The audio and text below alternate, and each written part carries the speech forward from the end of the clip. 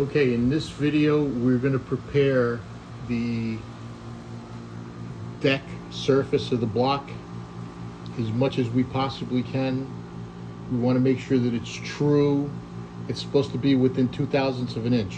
So first step is to get a true straight edge. You need something that's true straight edge. And then you're going to check across the block.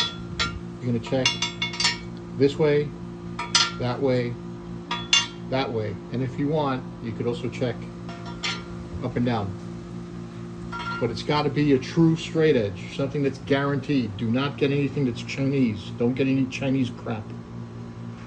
So what the plan is to take this 3/4 of an inch steel plate, and what we did was we made the steel plate true. We started off with a true steel plate, but the purpose was to start with a true steel plate.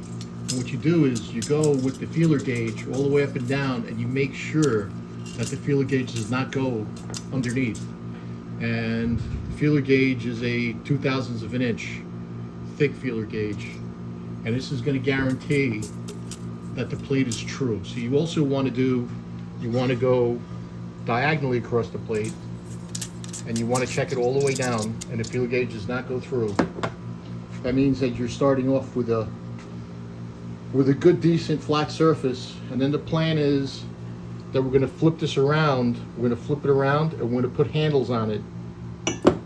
And then on a good surface, which is this one, and this was filed down and was also cleaned up a little bit with some 150 grit paper to guarantee any differences that it would have while we're getting that, making sure that the feeler gauge does not go through.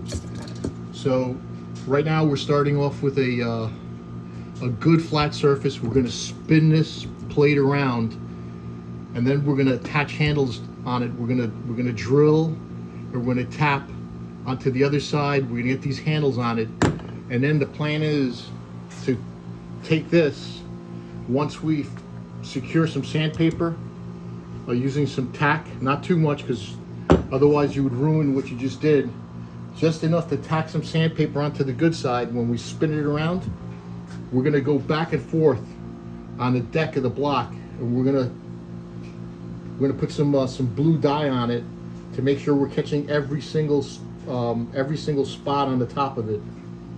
And we'll see what happens. It's supposedly, according to at least theory and according to what I calculated, it's supposed to come up with a good result. So it's better. There's some people out there to do it with plywood, to do it with countertops. I've seen it done with glass.